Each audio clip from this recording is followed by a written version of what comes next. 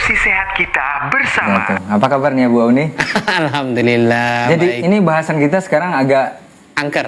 menakutkan Iya, ya. taib. Tapi makanya kita bahas sama ahlinya. Ahlinya. Kita udah Iya. kedatangan tamu kita yang spesial dan kayaknya ini perdana nih ya. Iya, beliau di sini. perdana. Ingatkan juga Bu Baik. Auni untuk pemirsa yang ingin langsung berinteraksi atau berkonsultasi dengan tema kita hari ini, kita kasih tahu dulu ya. Taib. Hati-hati dengan rabies. Hah, Itu dia. Tema kita nanti bersama Dokter Faisal, nanti kita akan berkenalan dengan beliau. Tapi sebelumnya kita ingatkan untuk pemirsa Bu Auni, untuk yang ingin berkonsultasi langsung silahkan ke 0811-755-0606 melalui telepon langsung, bukan di telepon WhatsApp ya. Dan untuk antum yang tidak sempat menelpon, tapi sebaiknya menelpon, Iya. silahkan ke chat WhatsApp dengan nomor yang sama, atau bisa antum saksikan juga kita melalui hasil app dengan mendownloadnya di Play Store. di Play Store dan di App Store. Ya, Oke. itu. Ada apa aja Bang Ray di Banyak hasil sekali yang app? bisa dinikmati di hasil app, salah satunya tayang kita hari ini, dan juga bisa menikmati Ya, kajian-kajiannya, dan juga bisa membaca Al-Quran di sana lewat mushafnya, bisa mengetahui masjid terdekat ketika lagi safar. Asim, ya. Nah, itu dia. Baik. Mari kita Mari korek-korek kita keterangannya. korek-korek. Ini Vinasim ini gelar juga atau gimana nih Dok?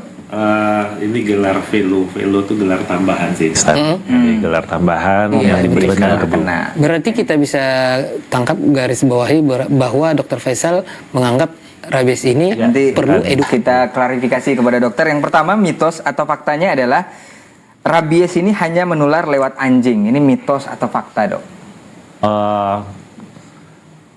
Fakta sebenarnya. Jadi Fakta. kalau begini, untuk penularan rabies ini sebenarnya tidak saja dari anjing, jadi kan, tapi bisa dari binatang yang lainnya. Nah, tapi 80% sampai 90% memang penularan yang paling sering rabies ini adalah anjing. Masya Allah. Next. Oke, mitosnya. next. Berikutnya dokter. Walaupun ternyata bukan hanya lewat gigitan ya, Dok. Bisa, itu makanya. Jilatan juga Iya. bisa. Atau cakaran Atau pun cakaran. kebetulan Ya, bersama? hewan tersebut. Dokter Faisal. Dokter Faisal, Dan spesialis penyakit dalam. Betul sekali. Ya. Kita ingatkan juga kembali pada pemirsa Hasil TV yang mungkin baru saja menyimak kita Ya. untuk hari ini. Silahkan nanti untuk antum bertanya soal rabies di 0811-755-0606 dan akan langsung dijawab oleh dokter kita. Karena nanti kalau yang telepon ini pasti ada pertanyaan balik ya. Betul Ini udah berapa hari gitu, atau baru saja diserang, atau baru aja digigit gitu kan? Iya. Boleh langsung di 0811-755-0606. Abu Iya. nih, Iya. kita tadi udah masuk sikit ya soal rabies ya. Ternyata bukan hanya anjing yang bisa. Bukan hanya anjing. Tapi faktanya memang 90% itu anjing. Iya. Nah. Baik, kita langsung lanjut ke Iya, Dr. jelaskan Faisal. kepada pemirsa dan juga kita yang ada di sini.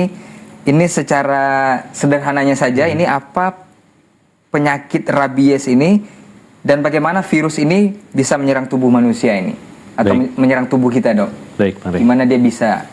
Bisa merusak semua ya. Betul.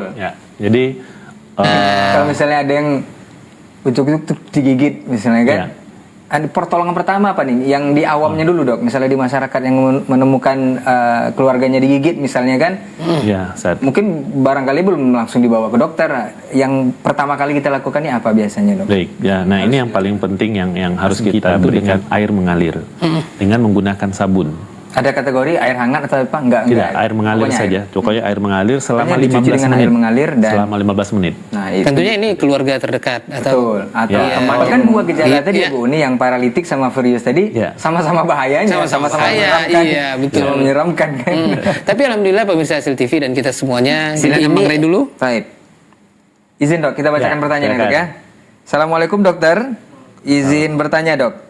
Mengenai nenek saya yang baru saja terkena gigitan anjing peliharaan di rumah yang belum divaksin, Dok. Lalu saya ajak ke puskesmas dan vaksinnya tidak tersedia. Gigitan anjingnya tapi tidak berdarah. Apakah ini termasuk rabies? Apa yang harus dilakukan, Dok? Terima kasih, Dok. Baik, terima kasih. Pertanyaannya cukup menarik karena ini banyak kasus yang seperti itu didapatkan. Nah, kalau kebetulan itu anjing Tentunya para pemirsa peliharaan, Hasil TV yang masih ingin bertanya, boleh. Kita masih punya waktu ya di 0811-755-0606 seperti Ibu Dewi yang di Bukit Tinggi tadi. Atau para pemirsa yang baru saja menyimak kita untuk hari ini. Nah, terkait pembahasan kita rabies ini, Dok. Ya. Tadi sudah luar biasa antara cemas dan juga mendapatkan ilmu yang bermanfaat. Ya. Kita juga ingin tahu nih, Dok, setelah Barangkali tadi sudah disampaikan setelah digigit ada pencegahan di awamnya seperti apa, kemudian ada tipe-tipe gejala yang dimunculkan setelah rabies. Kita sendiri dok yang belum menemukan atau belum, mudah-mudahan jangan lah ya, jangan sampai ke situ. Apa nih dok pencegahannya dari dini ini gimana nih dok? Yang mesti kita lakukan ini seperti apa sebenarnya? Karena kalau misalnya hewan yang sudah hewan ini rabies, kemudian menggigit hewan lain, semisal ayam gitu dok, terus ayamnya dipotong sesuai syariat, itu dikonsumsi apakah nanti akan menyebabkan kita rabies juga atau gimana tuh dok? Ada potensi seperti itu? Ada berpotensi, tapi kecil, walaupun kecil itu deh vaksin karena dia rabies. Itu biasanya juga dengan kucing. Biasanya vaksin sekali aja atau ada? Vaksin biasanya sama tadi, kalau misalnya kalau dia udah divaksin, belum pernah divaksin sama sekali, itu mendapatkan 3 kali pemberian vaksin. Tapi kalau dalam 3 bulan dia pernah divaksin nih, kebetulan digigit lagi, kadarullah lah seperti itu, cukup pemberian vaksinnya 1 kali. Tapi kalau misalnya lebih dari 1 tahun, itu vaksinnya tetap mulai dari awal 3 kali lagi. Baik, berarti mitos atau fakta dok, kalau orang yang terkena rabies ini kalau menggigit orang lagi apakah bisa juga menular gitu dok? Bisa dok ya? Bisa. Kalau fakta. Kalau memang gigitan itu melukai seseorang, itu deh. Makanya kalau kita di medis pada orang yang sudah terinfeksi rabies dan menunjukkan gejala yang berat tadi, kita rawat, kita sebagai dokter itu juga memprotek diri. Jadi masuknya itu kayak astronot lah. Oh, pakai itu dok ya, pengaman semua ya. Karena kita nggak tahu pada saat karena air ludah, APD-nya, air ludahnya mengenai mukosa mata kita, itu juga bisa menular. Itu dia. Jadi kita pakai Google semuanya, pakai APD yang lengkap lah, gitu deh kan. Karena potensinya sangat besar dia, dan sampai saat ini ya itu tadi ya, untuk pengobatannya efektif untuk sudah terinfeksi itu tidak ada. Gitu deh. Baik, dokter, kita kembali ke vaksin tadi. Nah, ini vaksin ini seberapa besar sih perannya untuk kasus rabies ini dok? Oke, betul. Jadi vaksin anti rabies itu kalau sampai saat ini sangat efektif. Sangat besar pengaruhnya untuk mencegah sampai jangan menimbulkan virus itu berkembang biak sampai ke saraf pusat kita dan menimbulkan gejala. Makanya pemberian vaksin di awal sangat penting. Jadi sangat penting kita berikan. Jadi makanya kalau ada menggigit hewan itu langsung dibawa ke fasilitas kesehatan. Kalau di sana tidak ada vaksin anti rabiesnya, ya cari, biasanya dilapor ke dinas kesehatan ada. Jadi biasanya seperti itu koordinasinya dengan dinas kesehatan. Walaupun misalnya kita hanya melihara kucing Anggora atau kucing.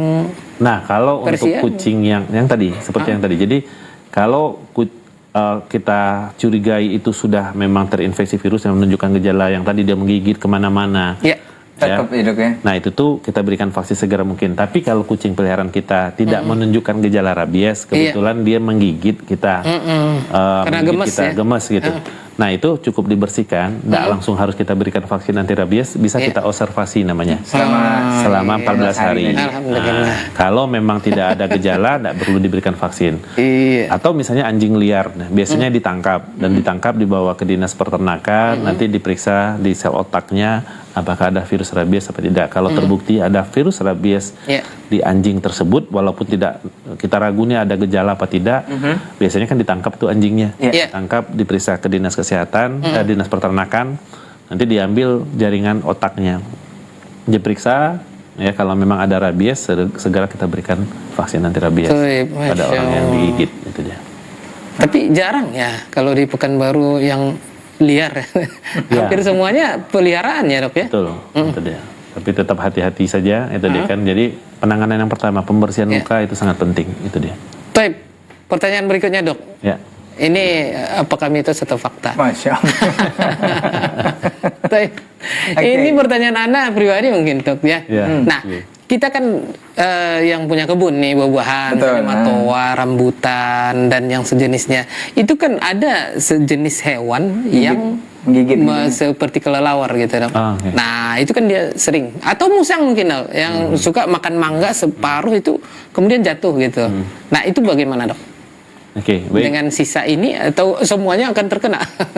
Jadi kalau memang dia kan gini, virus rabies itu tidak tahan dengan sinar matahari. Ya. Jadi kalau Ambil, memang jangan yang itu yang diambil, Iya. yang bagus-bagus Yang ya, Dok, bagusnya ya. Yang bagusnya. Bisa dibungkusin buat Yang kita itu di sekalian aslinya. ya, Kak. Nah itu dia, dokter mau katanya. Masih anggota-anggotanya masih eksis ya. Ya. Jangan bosan ya dok. Sobat. Kalau diundang. Next. Pertemuan selanjutnya barangkali kita bicara yang lain ya. Masya Allah. Tapi Abu Oni sebelum kita Ya. closing kita ingatkan dulu.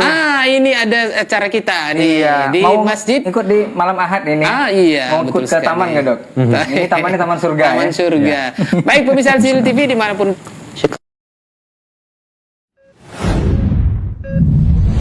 Klinik Asil TV, solusi sehat kita bersama.